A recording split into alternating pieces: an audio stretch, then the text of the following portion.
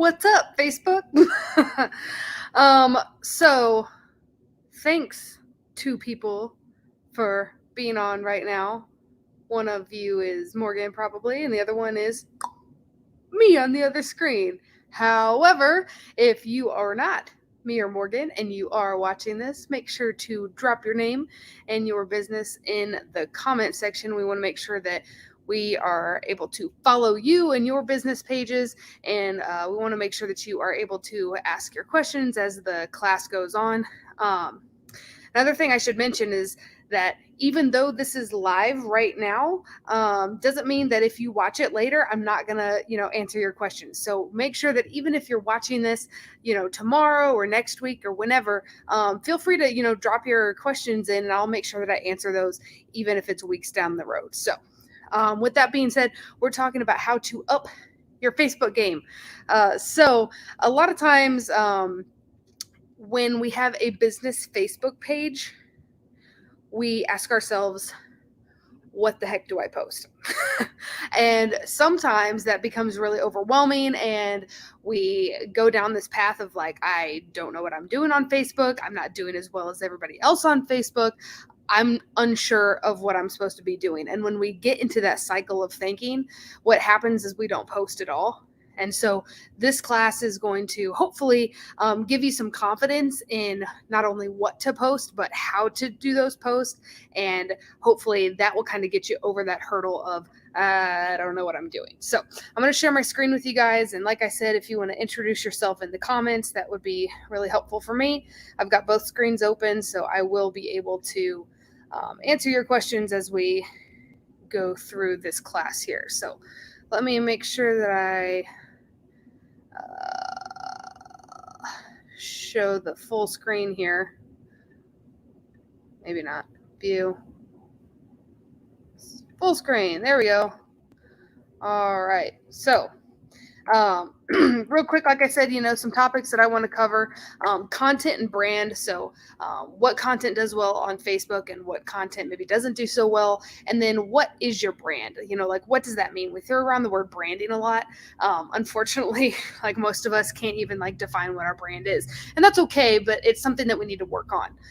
Another thing I want to talk about is the algorithm, right? We hear this word a lot too, and we don't really know what it means. And honestly, most people can't define what an algorithm is or what the Facebook algorithm means to them.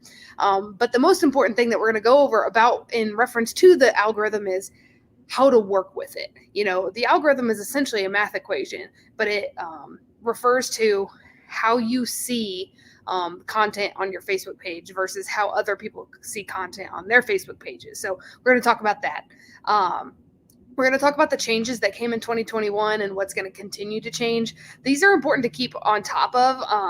I've taught this class for about 4 years now, and this is the one thing that obviously is constantly changing is that, 4 years ago, I wasn't talking about Facebook groups. I wasn't talking about Business Manager. I was talking about don't use hashtags on Facebook. But we'll go over how Facebook actually likes hashtags now. So those are some changes we're going to go over. I'm going to talk about what works and what doesn't. And then I'm going to give you guys some tools to hopefully help you down the road in your Facebook journey. So without further ado, we'll go ahead and get started. Real quick. So this is a question, or rather a list of questions that you need to be asking yourself, not only just before you post, but every day in your business. And so maybe if you have a morning routine, sit down and really, think about, what is my brand? Am I getting closer to my brand when I'm doing these certain things? So this is not necessarily just a social media thing, but this is in every operation that you do in your business, is it getting you closer to your goal? Because that's what your overall brand is, right? The voice of your business, the personality of your business. If your business was a tangible physical person, what would they look like? What would they sound like? What's important to them? That type of thing. So these are questions that we really need to wrap our head around. And I understand that is kind of super hippy dippy, right? It's really hard to wrap our heads around something like that. But if we're asking ourselves these questions when we're getting ready to post on Facebook, it's really going to help you understand not only yourself and your brand, but also how your customers perceive you and your brand, right? Because brand is a two-way street, right? Like I can say that Hannah's brand is this like gross greasy bun every day, a t-shirt from a local business, and some pants that are about 3 sizes too big, and some like fun socks, and doesn't really care what people think. Like that's Hannah's brand in Hannah's head. But Hannah's brand from another perspective might be completely different, right? Like hopefully my brand in other people's eyes is like, oh, really good at social media, awesome librarian, fashionista. I don't know, but you know what I'm saying. You want to make sure that your brand is congruent with what your brand is for your customer. So ask yourself when you're getting ready to post, is this a voice of my business? And do I know what that voice is? Are my customers even on this platform that I'm about to post on? And is this post getting me closer to my goal? Am I being true to my mission? So ask yourselves these questions. That last one's a real kicker sometimes, you guys. We're getting ready to post something and we're like, does this have anything to do with my business or my goal for my business? Because if it doesn't, then we don't need to post it, right? So these are questions you have to ask yourself. Now, we can kind of get around that, right? With maybe you want to post something funny. Maybe you find a funny cat meme. Maybe it's a YouTube video that you think is really cool. There's no problem with sharing that content as long as you can twist it back around and make it part of your mission, as long as it can relate back to your goal. And maybe it's just good feelings. Maybe it's good vibes. Maybe it's, you know what, we've all had a hard week. We've all had a hard year. So I wanted to make sure that there's some humor on your timeline. So here's my favorite cat meme on the internet, right? Like there's always a way to tie something back in, but we want to make sure that we're not doing it for the sake of likes and shares and comments and those what we call vanity metrics, right? Do it because it's part of your brand. All right. So this is another thing that I like to tell people, and sometimes this hurts people's feelings. So if it hurts your feelings, I'm sorry, but I'm not sorry. Facebook is not about you. Social media, not about you. None of your social platforms is about you. In fact, your business isn't even about you, right? Like it's all about your customer and what your customer gets out of it, right? So social media is not a vanity project. It's called Facebook for a reason. We want faces to be on it, but it's not just about you and your business. So think about the pages you follow or even the people that you follow on Facebook that are maybe a little too proud, a little too vain, a little too self-involved, right? Like those people get really, really annoying really, really quickly, right? And so from a business perspective, you're like, okay, well, I don't want to be like that person. I don't want to be like that brand. I want to make sure that I'm giving value. I am providing information. I'm entertaining. I'm educating, right? Like all of those things that people get value from. So remember that content should be created with your customer in mind. We don't create content or we don't, build content or post content just because we think it's a good idea. Now, sometimes we do, but it doesn't always work out for us. This kind of ties back into square one and what we do as a brand. Content that we put out, even our classes that we put out, we don't put out these classes because we're like, oh, what's a good idea? Let's teach this, right? Like it all comes from feedback from our customers, right? When a customer asks for a thing, we create a class around it and we put it out for them to take, right? Because we're not just pulling things out. We're not just saying this is a good idea, let's do it, because nobody asked for that. What they did ask for was a pure Facebook game, business model canvas, how to start a food truck. These are things that have become staples in our Square One programming and our content online because that's what our customers asked for. So always remember that content needs to be created with the customer in mind. And an easy way to think about that is the 80-20 rule.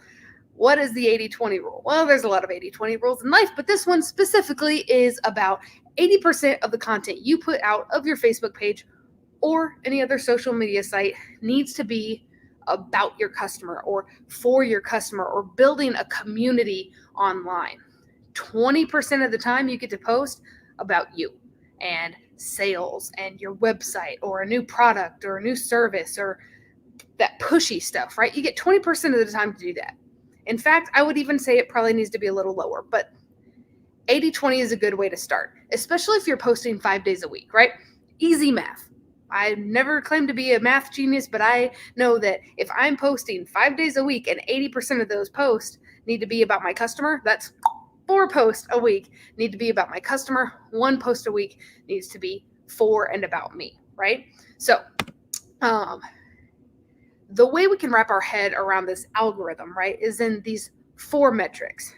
And we kind of narrow those 4 metrics down into what we call meaningful interactions. So that's clicks, likes, comments, and shares. Now, there's a hierarchy here, right? We know that clicks are great because it means that somebody looked at the content and they wanted more of the content, so they clicked on it. And sometimes that means they touched it with their finger. Sometimes they clicked it with their mouse. However they're engaging with your content, it's great that they're clicking.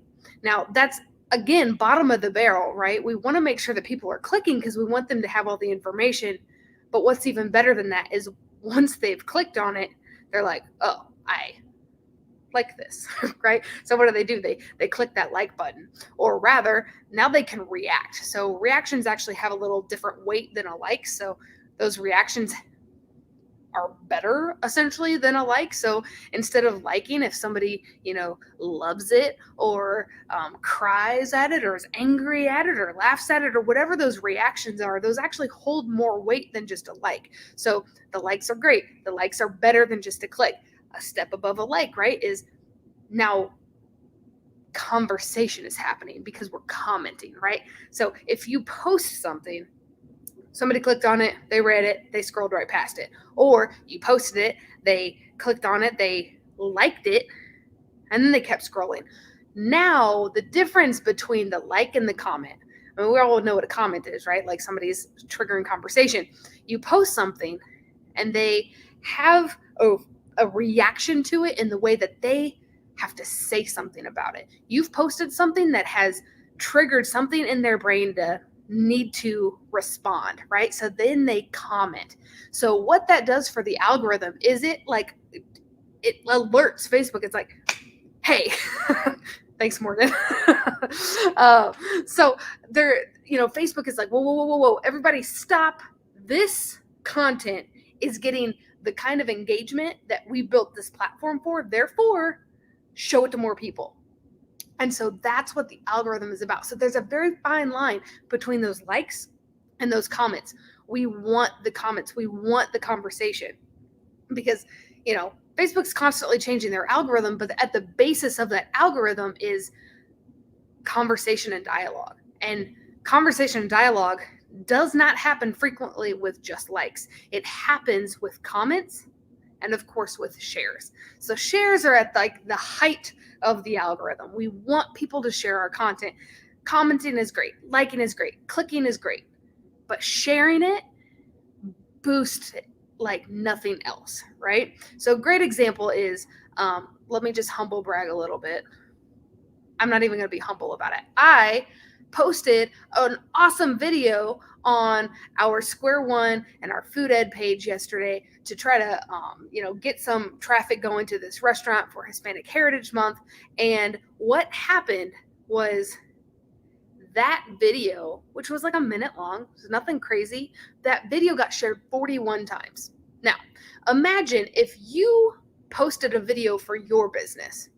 Now, your friends are going to see it. The people that follow your page are going to see it, and that's great. And, honestly, maybe they'll see it, maybe they won't, because that's just how Facebook works, right? If they're not on at the right time, you don't post it at the right time, or if something else is going on in someone else's life, they may not see it. But you have a very finite amount of people that could possibly see that post until someone decides to share it. So if you post something and I see it and I'm like, you know what, this is good content, I want my friends and family to see it. So I share it. Well, I've got like 500 friends on Facebook. Now, 500 people that you don't know have the possibility of seeing that content, right? Okay, now imagine that times 40. How many people could get their eyes on your content? This is what we're after. So when you're thinking about what is my goal on Facebook, it's to create shareable content. We want people to share your videos, your photos, your thoughts, and your feelings, and whatever you're posting out of your Facebook page. We want it to be shareable content. So that's another question you have to ask yourself. What is shareable content? And before we have to ask ourselves, why in the world do people share content? And this is one of my favorite sides because it throws a little shade at some people. So, of course, we share content to be social with other people, right? We see a thing, we're like, oh, I know someone who would like this, so I share it to their page, or I send it to them in Messenger, or I tag them in it, right? We're social beings. It's why we have social media. Maybe we're not as social as we used to be because there's like screens in front of everybody, and that's okay. But people share content to be social. It's probably the number one reason. Now, another reason, and a big reason still, is people like to express how they're feeling about a particular subject. And so they share content because the person who created the original content maybe said something in a more eloquent way than they could ever, right? So you see this a lot with politics or any of those like real like high trigger warning content, like that gets shared a lot. It's because it relates, like people can relate to that, and they're like, yes, this is how I'm feeling. This person said it exactly the way that I'm feeling. So there's that. This is one of my favorite reasons, to show off a little bit, or like humble brag. So if I was a terrible person, which jury's still out on it, but I could have shared that video that I created yesterday, and I could be like, oh, check out this awesome restaurant, and I'm pretty sure that the best video editor in the entire world made this video, right? Like that's a show off, right? Or a humble brag. Another one of my favorite things that I see on Facebook is when people are sharing content in order to show off, is like travel stuff. So this is a kind of sad example, but like when Notre Dame was on fire, right? Like it was world breaking. It was all over the news, and people were sharing it. There were live videos all over Facebook about this historic building on fire, and people are sharing it because they're sad, but they're also sharing it because they're like, oh, thank goodness I got to travel there 2 years ago and see it before it was in ruins. And it's like, yes, they're sharing it maybe to be social, maybe to express their sadness for this occasion, but they're probably a little bit sharing it because they want everyone to know that they are this worldly traveler, right? So I don't know, maybe your customers can relate to something like that. We also share content to prove that we were the first people to find something. This happens a lot in like pop culture, or Netflix shows, or different music styles, or the best hole in the wall restaurant. You know what I mean? Like there's always someone who wants to share, to be like, hey, this is really cool, and I'm the first person that saw it, so I want you guys to all witness how awesome it is and then thank me later. Right? Like that happens more often than you probably care to admit as well. We also like to make people laugh. We like to educate people and teach them something. So these are only some reasons why people share content. What's going to be the most beneficial for you is to sit back and think about your customer. Why would your customer share your content? Are you a landscaper? What kind of content are you posting? Are you posting pictures of your work? Are you posting tips on how to have, green grass all year long? What are you posting, right? Because that's highly dependent on if people are going to share it. Because if it's beneficial to them, if it gives them value, they'll share it. If it's not giving them any value, or if they can't, see themselves in your post, then they may not. And it's okay to post content that doesn't get shared, as long as it's getting comments and likes and clicks, right? But the worst thing that we can do is post content, see that it did terribly, and then continue to post the same type of content, right? If we continue doing a bad job, that algorithm's remembering. Facebook is remembering. They're like, okay, Hannah posted this thing. It didn't do that great. No comments, no likes, no shares. But we're going to give her another shot. So then the next day, I post bad content again. And then I keep posting bad content. And Facebook's like, okay, she's had enough failures. We're just not going to show her stuff to many people anymore, because we want Facebook to be a fun place where people enjoy being. And if nobody's liking my content, they're not getting value out of being on the platform, right? So they're going to show my content to fewer people. So you can actually dig yourself in a pretty deep hole just by not sharing or not posting good content. All right, that was like me up on my high horse, but let me talk about some algorithm changes real quick. This one is a little high level, and I'm going to try to explain it. Facebook is becoming more of a publisher than a platform. And I'm probably going to always continue to call Facebook a platform because that's kind of the vernacular that we're all familiar with. But a publisher is different than a platform in the way that a publisher kind of decides who can see what, right? Like think about a book publisher, right? Like a book publisher has all the power. The author, does what they can, but when they send it to the publisher, it's up to the publisher to get it into the right stores, into the right bookshelves, into the right libraries, right? Like it's their job to take that book and run with it. Now it's Facebook's job that when you send that post out, you're like, all right, show it to the right people, right? Now, a platform will show content anyway, right? Like if I follow you and you post a thing, next time I get on that platform, I'm going to see it. So if we think of a platform like Twitter or Reddit or, Tumblr, those type of things, those are platforms, right? Because we get on there and we go to, our news feed or whatever that looks like, our timeline, we're going to see content. And the further we scroll down, we're going to keep seeing new stuff. Publishers are weeding stuff out. Now, if this is still hard to wrap your head around, think about it like this. You probably have a lot of friends on Facebook that are still active on Facebook, but you're not seeing their content. And the reason you're not seeing it is because you probably haven't liked or comment or shared their stuff in a really long time. And Facebook remembers that because they're a publisher, not a platform. And so think about those people that you're like, oh, did they delete their Facebook? Search for them, see that they're on there. And if this is a person you care about and you want to see their content, start liking and engaging with their content, because Facebook is deliberately pushing you in one direction or another. And it's not necessarily malicious, right? They just want you to have a good experience on their platform. But they're only basing that off of your actions on Facebook. So, like things you like, comment on things that you have feelings about, share things that you want to share with your friends and family, and you're going to have a better experience on Facebook. Another algorithm change. I used to be able to say, you know what, if somebody comments on your stuff, just type a really quick comment back. Thank you, do an emoji, whatever. It changed, right? Like they're like, okay, no. We don't care about these like short little comments. We want long comments. And long comments, I mean like 2 sentences or more, right? That's considered a long comment. But when someone comments on your post that you've, put a lot of time and effort into, maybe they say something like, oh my gosh, this is so cool. The best thing you can do is jump back on there and be like, oh my God, I'm so glad that you like it. Thank you so much for stopping by my page. If you have any questions about this product, event, service, whatever, feel free to message us. Talk to them, right? Like talk to them like you would a customer if you were face to face with them. Those long comments are going to have more weight on Facebook in that algorithm. Another thing that we can do are asking questions. Asking questions is an easy way to get awesome engagement on a post. So starting your post with these like key phrases, right? Like should, would, which, who.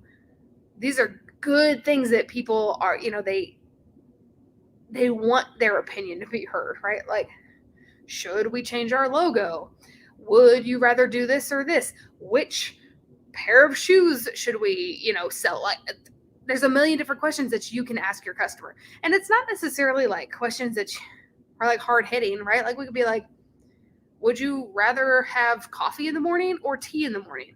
Would you, like which, I don't know, like which coffee shop is the best in your area, right? Like people like to share their opinion. And so asking their question is a great way, a quick way to get those comments rolling in. We want to minimize link share. So this is kind of a pain in the butt, honestly, because if you have a website that you're always referring to, Facebook doesn't like sending people somewhere else, right? Facebook is a business. We have to remember that. And the longer people stay on Facebook, the more money they make because they're making money through ads. Now, if you share a link and then somebody clicks on that link and is taken somewhere else, they're not on Facebook, they're not seeing the ads, Facebook's not making money, right? So really focus on native content, sharing original stuff on Facebook. Now, if you have to share a link, the best way around that is to put it in the comments. So instead of copying a link and posting it to the Square One page saying like, hey, do you want to book a one-on-one? Use this link. And then it pulls up that URL, right? Instead, I can show, I can take a picture, right, of a one-on-one. I've got a great picture of, Kelly and Marisa doing a one-on-one together. And I can say, we love sitting down and going over some demographic information with you guys. If you need a one-on-one, make sure to check out the link in the comments below, right? Then be the first commenter and pop that link in there.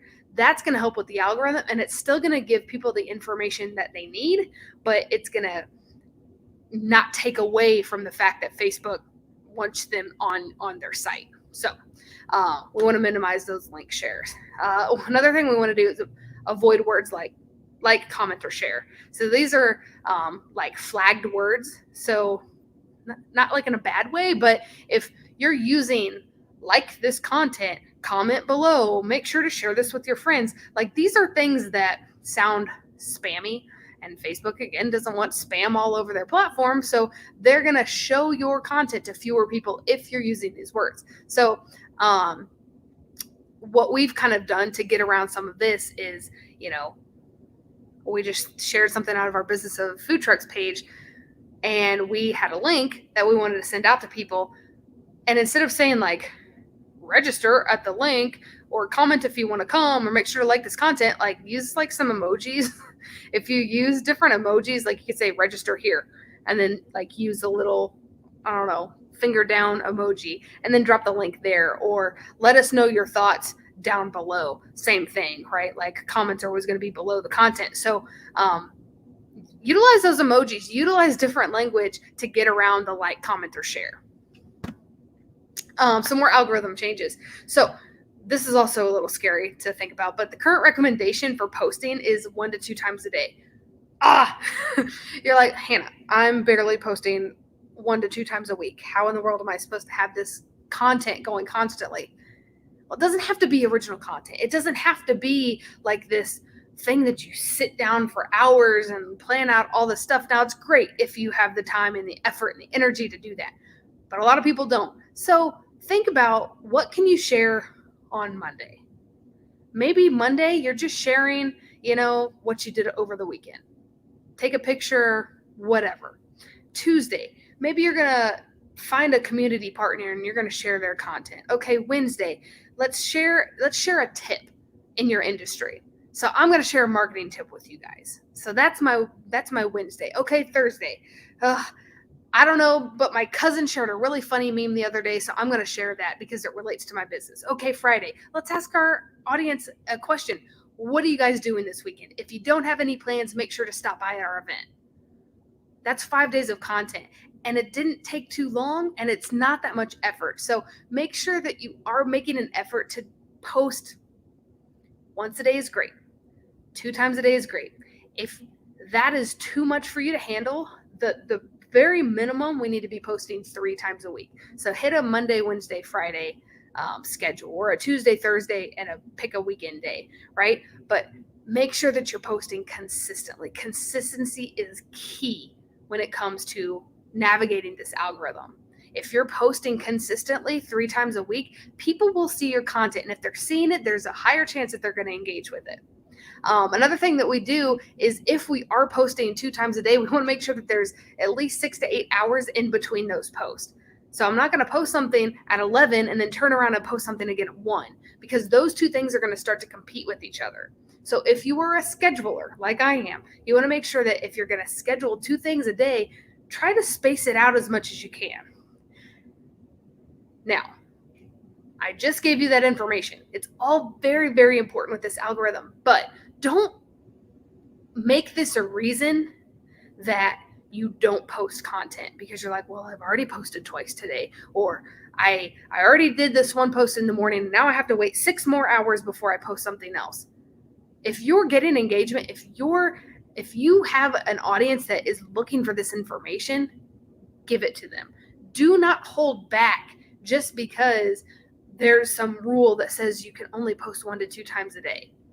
Do what you need to do, right? Like if you're motivated to post 6 things in one day, as long as it makes sense, then give it to people and just be consistent with it. If it's great content, nobody will care. They're going to engage with it. Now, if it's bad content and you're posting 6 times a day, stop, reevaluate, and let's cut back a little bit.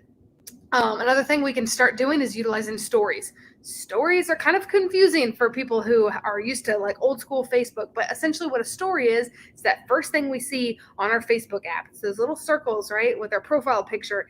It's a 24-hour feed, right? So it's me taking a video or taking a picture, and I put it on my story, and it lasts for 24 hours. My friends and family can see it, and then it goes away. So it doesn't stay on my news feed. This is something that's, it's content that goes away, which is great for the behind the scenes stuff. It's great for stuff that, you just want to get off your back or something. You know what I mean? Like right in the moment, say what you need to say, show what you need to show, and then let it be gone.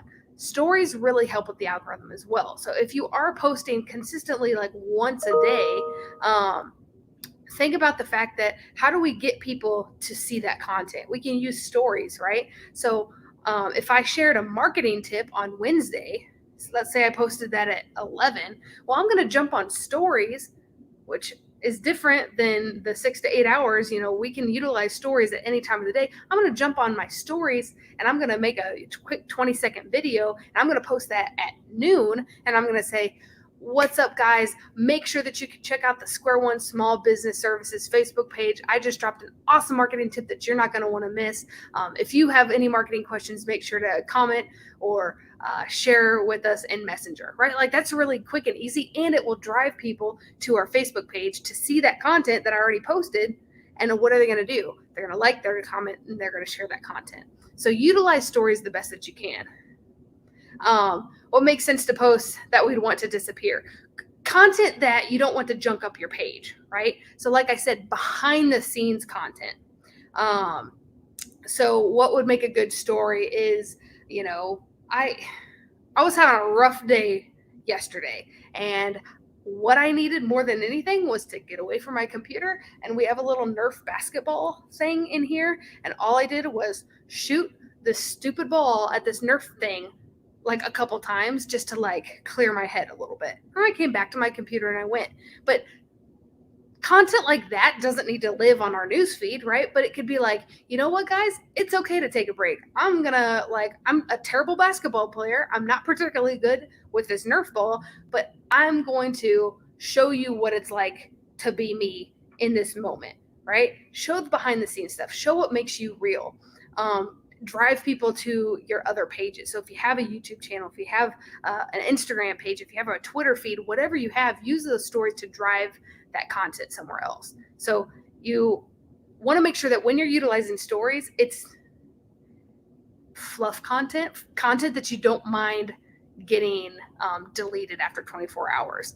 And most of the time it's just you. It's you being human. It's you showing your personality. Because the more people see you in a story, the more they start to connect with you. And they're like, man, that Hannah, I really trust her. I don't know why. She's a little shady sometimes. But because I've seen these stories and she's talking to me and she's telling me, and I see that she's a real person, I see that there's this personality behind, the screen, it does make me want to go to that Facebook page. It does make me want to hire her for whatever. It does make me want to book a one-on-one. Like, that's the point of a story, is to show who you are as a person. And you can do that with your newsfeed, but you want to start to curate your newsfeed in a particular way. And stories is a good way to kind of get around all that. Another thing that we want to do is start incorporating more live video. And I've talked about this for a really long time. I'm probably going to continue to talk about it forever and ever and ever. But live video does really well on Facebook. We go live all the time. We go live multiple times a week with these classes. And what happens is that a lot of people have seen this class, They see that it's booked out and they click going. But a lot of people in the moment, it gets bumped to the top of the newsfeed. Maybe they didn't even know this was happening, but because they follow Square One, they see that we're live and they see it on their newsfeed. Now, more often than not, they're going to scroll past it. But sometimes you grab those people in the moment because people like watching live video. And so as a business owner, if you can start to incorporate live video into your monthly posting, start small. Just tell yourself, I'm going to do one live video a month. And all I'm going to do is just 2 minutes of a thing. Because the ideal length for a live video is between 1 and 15 minutes. If you can start small and wrap your head around that, and I'm guessing a lot of people that are watching are really uncomfortable on camera. Most everybody is. And that's okay. It's okay to be uncomfortable on camera. But what's not okay is to not do something just because you're uncomfortable, right? Like, if you're a business owner, like, that's the most uncomfortable thing there is, because you depend on whether you eat or not, right? And if gaining a new skill, if doing something uncomfortable is going to help you get more customers, we should be doing it, right? So try live video. If you have questions on live video, I actually taught another class on video specifically, so make sure to check out the Square One page under video section, or feel free to message us and we can send you that content, or let's have a one-on-one. I would love to. Another thing that changed in the algorithm was that regular video, what I'm calling regular video, is just not live, but it needs to be between 65 seconds to 5 minutes. Long time, right? Like, that's over a minute of regular video of you just talking into a camera or doing some sort of thing. The more video you can put out on Facebook, the better you're going to get engagement-wise. Another thing I want to talk about is interest-driven groups. Be an active participant in these groups. So what I mean by interest-driven groups, I'm in a lot of groups on Facebook, specifically a lot of mom groups, a lot of marketing groups, a lot of women leadership groups, a lot of social media groups. There's a lot of groups that I'm in on Facebook, and groups are where Facebook is headed. A lot of action is happening in these groups. And so if you can connect with the people in that group, you're gonna gain momentum, not only in your business, but also just in Facebook in general.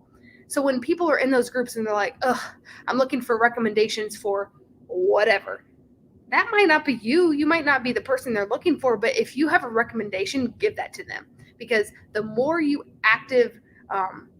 participate in that group, when you start to post things, when you start to ask questions, when you start to maybe push your content a little bit more, people are going to see it. And they're going to be like, oh, she was the person that recommended that really awesome landscaper for me. So I'm going to make sure that I listen to what she's saying. So join some groups and be an active participant. Give value in the group before you ask for anything. And the last thing that Facebook changed, not that recently, hashtags. So I've been telling people for years, oh my God, why are you hashtagging on Facebook? It literally, like, nobody's using Facebook for that. Well, they are now. So I'm eating all my words and I'm saying, use hashtags on Facebook, because that's how people are engaging with Facebook now. Who knows why? All I know is that when you put hashtags on your content, people will start to see more of your content. So utilize those hashtags. If you have questions, go to besthashtags.com. I think it's best-hashtags.com. Type in whatever hashtag or whatever industry you're in, and it's going to shoot you out a list of 30 different hashtags. That way you don't even have to think about it. All right. I'm like really going off on some tangents here, you guys. So I'm going to try to pick up the pace a little bit. So we also need to ask ourselves when we're posting, and hopefully you guys are posting photos, lots of videos, lots of photos. We want to make sure that the text, is a minimum. We don't need to post text a lot. We always need to accompany it with, some sort of visual aid. So asking ourselves when we're taking these pictures, maybe it's product photography, maybe it's a selfie, maybe it's, photography of an event, any sort of photo that we're using, we want to make sure that it's not only a good photo, but a great photo. And so what makes a photo great? 3 things really: angle, color, and contrast. And we're going to talk about that. I'm going to show you some photos, some good, some bad, and we can discuss them. So these are 2 photos of the exact same thing, right? So in this example, we're talking angle, right? one photo has a better angle than the other. And I promise you guys, it looks like this photo is sideways, but it's not. It was taken this way on purpose. So the angle's off, right? That one on the left just doesn't look right. It makes us like feel like we need to twist our head to look at it. So if we're posting a picture like this, it confuses people and they don't want to see something that they can't automatically get or understand. And so if they have to tilt their head to understand what they're looking at, well, they're not going to do that, right? Because they're going to keep scrolling past it. Now, the one on the right's a lot better, right? We can actually see what's in this photo. We can see some depth. We can see those flowers and the sweet potatoes, the apples and the red peppers and the blackberries, right? Like we see all of it, and it looks like it's supposed to all go together, right? So if you're taking product photography, think about your angles. We need to play around with angles sometimes. When we have our phone, and I'm guessing you're taking pictures with your phone because they're like high quality cameras right here in your hand. But we're gonna play around with it, right? We're gonna move around. We're gonna try different angles. We're gonna get up here. We're gonna get down low. Now listen, if I'm taking a selfie, y'all know that I have that phone way up here because nobody needs to see all 6 of my chins. If we can minimize the chins to 2, we're good. But we play with angles, right, to make something look better, right? So take lots of pictures, and hopefully you're going to get a good angle from that. If you have questions on, like, I don't know if it was a good picture or not, ask a friend, ask a family member. Somebody hopefully is honest with you and be like, okay, Hannah, that picture sucks and you need to try again, right? So find a friend that's going to be honest with you and text them. Be like, hey, I'm getting ready to post this. What do you think? Get their honest feedback and then go from there. This is one of my favorite pictures. So this is more about color, but also like this dude with the hot dog in his mouth is like one of my favorite people in the entire world. I couldn't tell you his name. I don't know where he works. All I know is that I met him at GEW like 3 years ago. And I said, we're all taking pictures of hot dogs and whoever has the most creative picture that would do the best on Facebook is the winner. And guess who was the winner? This dude, right? Because if you see these 2 images, you're going to engage with one way more than you're going to engage with the other. Now, it doesn't mean that the other is a bad picture. It's a decent picture, right? But let's talk lighting. Let's talk about like the clarity of this image, right? You can see that the photo on the left, actually the light is coming from behind the camera, or rather in front of the camera, right? You can see the foil. That light is hitting the top of the foil when the light should be hitting the hot dog. Look at just the hot dog in the picture on the left, and then look at just the hot dog on the picture on the right. See the difference? You can see the color, you can see the shine, you can see those good hot dog juices, right? So play around with lighting. Good rule of thumb is to keep the light source behind the camera, right?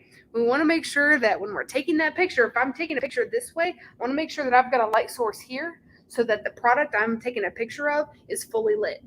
Now, what happens if the light source is in front of the camera and I'm taking a picture of the thing here? It's going to be backlit, which is going to cause it to look like a shadow. And we don't like shadows because we can't see detail, right? We want to see detail when we're on Facebook. Okay, I think this is the bad picture. So if you are eating dinner, avert your eyes. I don't know. It's bad. We hate it. Okay, bad picture aside, we know which one of these is better, right? We've got a beautiful photo of some tacos. Love it. It's beautiful. You're giving me good angle. You're giving me good color. You're giving me real clear photos. Now the one on the left. I do have thoughts here. Now, not many of the thoughts are great. Thought number 1, this looks like human intestines. Thought number 2, the color's bad. The bad color. 3, it's just blurry enough that it makes me a little nauseous, right? Not a good picture. Not a good angle. Way too close. Now, if you were in the food business and you were going to take a picture of uncooked sausage, Don't do it at this angle.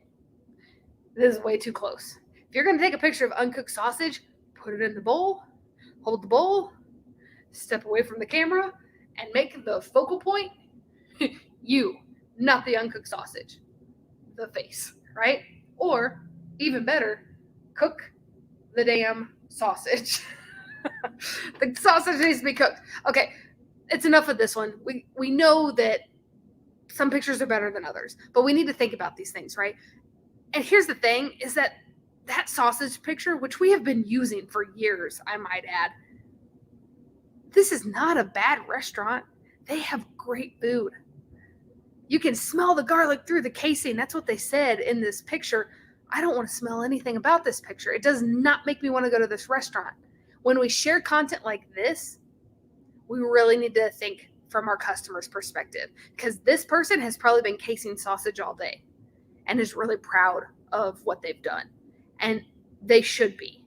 But they did not think with their customers in mind before they posted. They did not think that their customer probably doesn't want to see the sausage uncooked, right? So this is another case for think about the post from your customer's perspective before you post it. All right, video. What makes good video? Again, we're going to talk lighting, we're going to talk audio, and we're going to talk about orientation. We know that we need to be shooting video on Facebook. We need to be doing live video. We need to be posting just regular video. And we need to be comfortable doing it. So these things are going to hopefully help you feel more comfortable in video. First, we need to ask ourselves, why do I have to do video? Now, besides the fact that these 2 points are probably number 1 and number 2, another really big reason is that Facebook says so.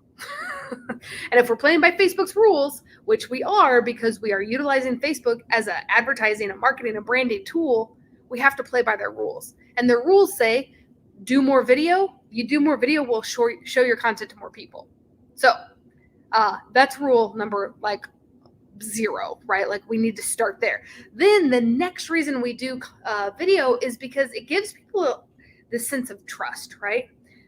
There's a reason why people are more likely to watch a video of someone that they've seen do video before. There's a reason people do business with people that they've seen on video before. There's a reason my mom continually buys content or stuff from QVC, because she sees people on video talking about the product, right? You can convey so much more in a video than you can in a photo, right? So there's a sense of trust that a video provides. And there's also, with trust comes transparency, right? Listen, I am not a perfect presenter. I stumble over words. I don't have perfect eye contact all the time. I get a little distracted. I have 20 text messages going on right now, but that's okay because I'm a real person and people trust real people, right? And I'm being completely transparent with you guys. I don't have some filter on in front of me. I'm not hiding behind some fancy clothes. I'm not hiding behind anything. I'm just being authentically me and providing you the information that is going to help you with your business. And when I'm being truthful with you, and you can hear that in my voice and you can see that with my hand gestures, it's like this person is trustworthy because they're being so transparent. So those things go hand in hand, and video is going to help with that. People can hide behind photos. They can hide behind filters. They can hide behind those things. But you really can't hide behind video.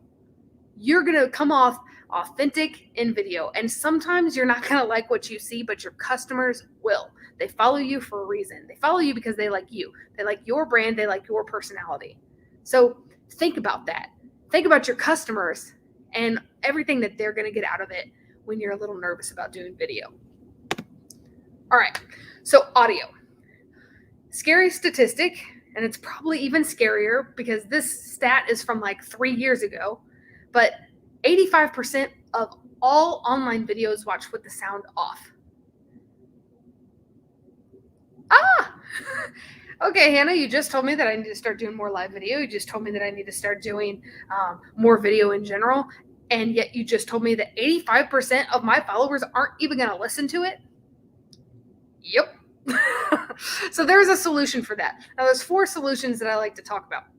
First one, really, really easy, is in the copy of that video, you get to, put a description of your video. Say, hey, watch this with the sound on. It works. I don't know what to tell you. When you tell people, like, really, you guys listen to this with the sound on, they will. And what they're probably going to do is like it, and they watch it later, right? If they're out in public, which a lot of people are, when they're on their phone, they're in the bathroom, public bathroom, they're on their phone, they're scrolling. They're not going to be listening to video out loud. I mean, some people do, but most people don't, right? Like most people in the grocery checkout line is not going to like click a YouTube video and watch it at full volume, but they will watch it later. And so if you tell people just listen to it with the sound on, they'll come back and they'll watch it later. Another brilliant thing to do, and probably the next easiest, honestly, Facebook's made it really easy, is to use subtitles. Subtitles are awesome, especially on Facebook, because when you're uploading that video, all you have to do is click the box that says add subtitles, and it asks you what language your video is in. You click whatever language it is, probably American English, click it. It's going to run that video through a transcriber, and it's going to transcribe those subtitles, and it's going to put those on there, and it's going to show them to you before you even post them. So if you need to go through and edit it, you can, and you probably will if you care about everything being exactly right, because they're going to make mistakes, right? Like a robot's going to make mistakes, especially if you don't enunciate your words exactly the way you're supposed to, but that's okay. So utilize the subtitle feature on Facebook. Another option is not using sound at all. So you can take a video that doesn't depend on a voice, doesn't depend on words, doesn't depend on sound, right? You can do a time lapse of you walking through your store. You can, do an unboxing and just show people products.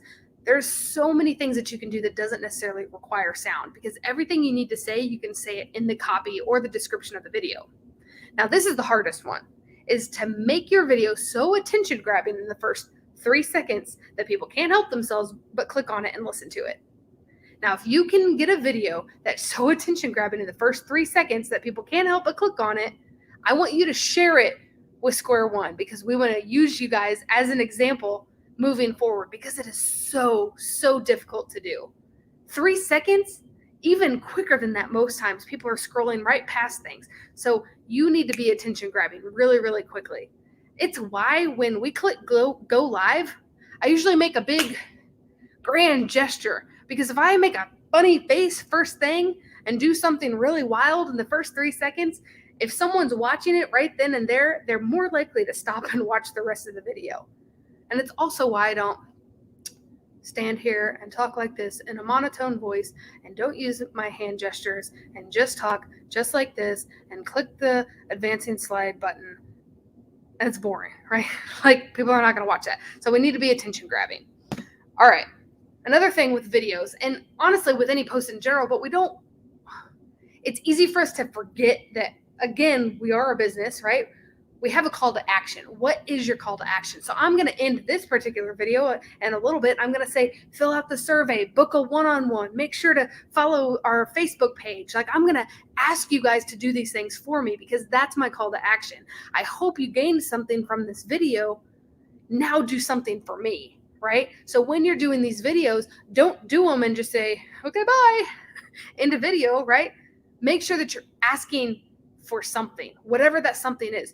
Register now, learn more, visit our website, like our page, message us, email us, call us, whatever it is, but use that call to action. You have the time. If you're doing the video, you've got their attention, and all you have to do is ask for what the next step is. Because if you don't give them a next step, they're going to keep scrolling, and they just watched your video and nothing happened from it. You need something to happen from that video. Another thing, this is easier said than done, and it's kind of funny because, I say try to be human. Well, we're all human, right? But sometimes we come off a little robotic online, or with that filter, or we're too buttoned up, or we're trying to be more than we are. We're trying, like, it comes off inauthentic, and people can see through that really, really easily. And so sometimes it helps to do these 3 things, especially if you're somebody who gets nervous on video. And the first one is smile. And I hate telling people to smile. But when you smile into a camera, it helps someone connect, right? There's something friendly about a smile. And so if you smile when you talk, if you smile on that video, if you are constantly smiling, you look like a happy, approachable person. And happy, approachable people make more money as business owners, right? Like nobody wants to do business with the old, crotchety, boring person. People do business with people that they like. And the best way to be likable on camera is to smile. And the second one is to make eye contact. Eye contact is a very personal thing, right? I'm having a conversation with you right now. Yes, you, because I'm looking at you and I want your business to succeed. And that's why we created this class, because Facebook is not easy. Social media is not easy. Running a business is not easy. But if you start talking to your customer, they start connecting with you. And it goes back to that trust and that transparency, right? It's not easy. It's a lot easier for me to look at my own reflection down here in the bottom of the screen. But if I lift my eyes up and I look directly into the eye of the camera, I'm making eye contact with you, my customer, and it makes a difference. Sometimes it's a little creepy, but that's okay. Creepy's okay as long as you're being authentic, right? Authentic Creepers. That's my new band name. Okay. The last thing is, before you shoot a video, whether you're going live or you're just shooting a video in general, take a deep breath. Just relax. Everything is going to be fine because you know your business. You know your industry. You know your product and your service, and nobody knows it better than you do. And so take a deep breath, let it out, and remember that no matter what happens in the video, you're being you. And if you're being you, then your customers are going to love you for it. And that's it. They're following you for a reason. So smile, make eye contact with them, gather your mind, have that deep breath, then click the record button and just talk to them. Talk to them like you would talk to a friend. Talk to them like you would talk to a customer that came up into your store or up to your window, right? Or called you on the phone. Just talk to them like you would talk to a customer face to face. And it's going to make all the difference.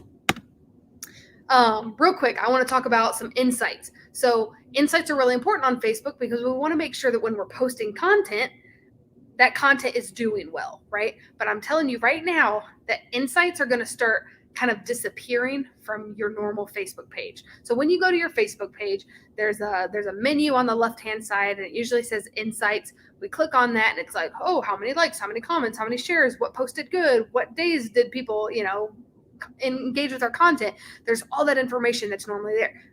Facebook is taking that away. It's not gone forever. It's just in a different spot. And that spot is Business Manager. So it's business.facebook.com. If you don't have a business manager set up, that's okay. Just go to business.facebook.com, claim your page, and start running your Facebook page from here. This is a one-stop shop. It shows you any comments that you've got coming in from your page. It helps you schedule content moving forward. It helps you look at those insights. It helps you analyze your videos.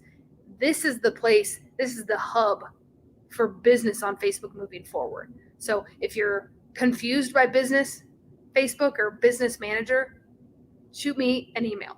Set up a one-on-one with me. I want to talk to you about it. I want to show you the process of getting that business manager going for you because it's an easier process. It takes a little time. There's always going to be that adjustment period. But once you get into it, you're going to get way more information and you're going to be making better business decisions on Facebook because of it. Now, with that comes me up on my soapbox again by saying, if you're going to pay somebody to run your Facebook page for you, and that's fine. If you've got the money to do it and you trust the person that's going to, be running your Facebook page for you, go for it. But do not make them the owner of your Facebook page. Because the owner of your Facebook page might go away. They may quit. They may get mad at you. You may fire them. They might die.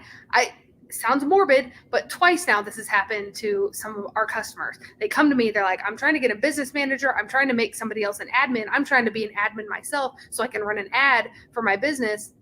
And I'm like, okay, cool. Click, click, click, click, click. I go through and I see, well, you're not even the owner of your own page.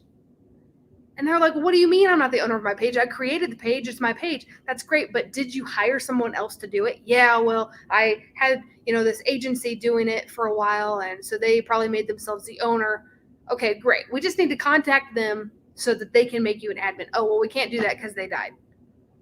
Oh, I don't know what to tell you. And I'm telling you right now, it's not easy to undo that process. So before it even happens, do not give away your page ownership. That is for you and you alone. If you want to give someone admin access, give them admin access. If you want to make them an editor, make them an editor. If you want to make them an analyst, make them an analyst, but do not make them the owner of the page. That's for you. Okay, so this is another thing I hear is, but I'm not creative. I don't know what to post. Here's your process. 1, get on Canva. If you don't know what Canva is, check out my video series on Canva. It's all about creating digital designs, being your own digital manager, your graphic designer. This is a great place for you to create content without you having to overthink it. They've got a lot of templates. You can upload your own photos. It's a really, really easy way for you to create social content without pulling your hair out. Another thing we want to make sure that we're checking out is just what's trending in general. So, what happened this last week? The Chiefs game, right? Let's talk about that. The Met Gala, everybody was wearing weird stuff, right? Think about what's trending in your community or in pop culture, or if there's, some ice bucket challenge that's happening, make sure we're on top of that type of stuff. Jump on Pinterest. This is a huge one. If you have a Pinterest account, and even if you don't, go to Pinterest.com, go on that search box and type in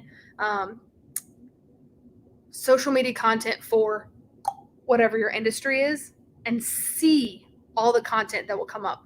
There's so many blogs out there that are 365 days of content for your real estate business, 50 video ideas for your consulting business, whatever it is. But get on Pinterest and check that out. Also, make sure that you're looking at your competition's page. What are they posting? What kind of videos are they doing? We don't need to copy them, but if they're succeeding, we can model their behavior, right? We can take what they're doing and make it our own. Because if what they're doing is successful, we need to be doing that too. If what they're doing is not successful, then stay away from it, right? Use them as an example for how you want to run your business. And then the best thing you can do is just keep sharing your story. Share your expertise. Share why you got into your business. Share what you're passionate about. And if you share those things, people are going to get to know you. And you don't have to think about, oh no, I don't know what to post today. You know your business. You know your industry. Just share that with your customers. Okay. And again, when you need efficiency, if you are a busy person and you want most of your time spent in your business doing the thing that you're passionate about, we need efficiency, right? We need organization. So some things that we can do is having a social media calendar. And sometimes people like to write things out. And I'm going to look like a crazy person. But I like to keep calendars that look like this. Handwritten, crazy person, X's down a page to make sure that I'm hitting the days that I need to hit. I circle holidays. I circle those crazy national holidays, National Taco Day, National Dog Day, National Best Friend Day. And I've got things that I can post for those. But a social media calendar is going to help you not forget about those things. And it's going to help you plan further in advance. And even if you just do it a week in advance, sit down on a Sunday night and schedule your content out for the week and then do it again next Sunday. And all you have to do is just upkeep, right? Respond to comments, answer messages. That's it. We don't have to be on the spot. Oh no, I have to post something today when we're using a social media calendar. There's a lot of scheduling apps out there. Now, Facebook has their own. So if you use Business Manager, you can schedule right from there, but you can use Hootsuite, you can use Sendable, you can use Later. There's so many different scheduling apps that you can use. It's also really efficient to just start stockpiling photos and videos. So when you're taking pictures, just create a folder in your phone of pictures of you at your job, pictures of you with your family, pictures of you on vacation, pictures of you at a conference, because you can always use those later down the road. You don't need to post in the moment every single time. Pay attention to what's trending. Again, we want to stay on top of these things and also set goals. When we set goals for our social media page, it's easier for us to be efficient because we're organized in what we're after. So if my goals are, I want to post 5 videos this month on my page. Okay, easy. That means I need to post at least 1 video a week, right? And so that's going to help me get there. So if you set goals, you will be more efficient. And also, this is probably the biggest one, is just take advantage of those productive moments. Sometimes when you're in the zone, maybe you're on Canva, maybe you're scheduling stuff out, maybe you're creating a list, whatever it is that you do, when you're in the zone, stay in the zone for as long as possible. Don't let those distractions come in and knock you off that zone, right? Like, stay in it as long as possible. Take advantage of that creativity when it comes, because when it's gone, it might be gone for a while. So take advantage of it when it's here. So all that being said, I'm very winded. And I've actually talked a lot quicker than I thought that I was going to. So I'm going to ask you guys real quick if you guys have any questions for me. So you've got my email right there. You've got our website right there. Morgan will make sure to pop it up on the screen as well. But ask me questions. I've been doing this for a very long time, and I'm still learning things about Facebook every day. I'm still learning things about Twitter and Instagram and LinkedIn and Google Plus and, God forbid, TikTok. Lord, help me with TikTok. But if you have questions about social media, or if you have questions about your marketing strategy, or if you have questions about your business or your demographics or who your customer is, whatever it is, we want to make sure that we're connecting you with the right resource. And maybe I'm the right resource for you. Maybe Morgan is the right resource for you. Maybe Kelly is the right resource for you. Maybe Casey SourceLink, maybe SCORE, maybe the SBA. But whoever it is, we want to make sure we connect you with the right person. Because if you are starting out in your business journey and you've taken this class first, you're already on the right track. You're already doing the right things. You're already gaining the knowledge and you're doing it for free. And that's awesome. Now we want to make sure that we connect you with the next thing. So whatever that next thing is. So if you have questions, make sure to drop them in the comments. If you're watching this later, make sure to drop the questions in the comments. Morgan, thank you. The best thing you could do for me right now is fill out this awesome survey. It's really quick. It's really easy. Just let us know what your ideas are for classes in the future. Let us know how I am as a presenter. Let us know what you're looking for in your business. And there's a specific place in that survey that if you have specific questions you want me to follow up with, put your email in there and I'll reach back out to you. This is why I'm getting paid the big bucks, you guys, is to help you with your business, to help you with your Facebook page, to help you with your social media account. And if you're confused, that's okay. If you are angry about it, if you're like, I hate Facebook and I hate that I have to do it, me too, sister. I don't want to do it either, but it's a tool in my toolbox, and I'm going to use that tool to the best of my ability, and I'm going to help you do it too. So that being said, please, please, please fill out that survey for me. It's going to make a huge difference, not only in the quality of the presentations, but it's going to help my stats lady not like have a brain aneurysm, and it's going to help us with our grant. We are funded by a grant from the Kauffman Foundation. We love them. We couldn't do this without them. So this helps us keep that grant. So if you would, please fill out that survey for me, and also comment, ask your questions, shoot me an email. I want to have that one-on-one with you. We good? I love it. Thank you guys so much for coming tonight. Those are my call to actions: survey, one-on-one, and dang, play around with Facebook. Get familiar with it. Get familiar with Business Manager. Get familiar with posting videos. Get familiar with taking pictures. Get familiar with the app on your phone. If you don't have that Facebook app, download it on your phone. Let's do it together. I want to help you. If you're at the very start of your business journey, or whether you've been in business for 30 years, let's figure out what your next step is. We can do it together. It doesn't have to be a scary thing. All right. Yes, Morgan, want help with your first video? Dang it, I do that too. If you're nervous about it, let's do it together. We can do it together. We can do everything together. And we can do it for free, because that's the power of the library, you guys. Everything you get through us is free. Reach out to us. Message us if you're nervous. comment, email, make a video, send us a video, tag us in your content. Please tag us in your content. I want to see what you're creating, especially if you're making stuff in Canva, especially if you're doing videos for the first time. Tag us. We'll share your stuff. We'll comment on your stuff. We'll engage with your stuff, and we'll help you build your business on Facebook. All right. I'll let you guys go. I'll let you finish your dinner because I probably made you sick from seeing those gross pictures of that food. So finish up dinner, have a drink tonight, and get ready to conquer Facebook in the morning. Until then, you guys, I will see you next time. If you want to watch my class tomorrow, I'm going to talk about how to get 10,000 Facebook followers in 1 week and whether it's moral or not. So if you want to check that out, that's going to be tomorrow at noon. It's going to be right here on the Square One Facebook page. And I will change my shirt for that class. So I'll see you guys later. Bye.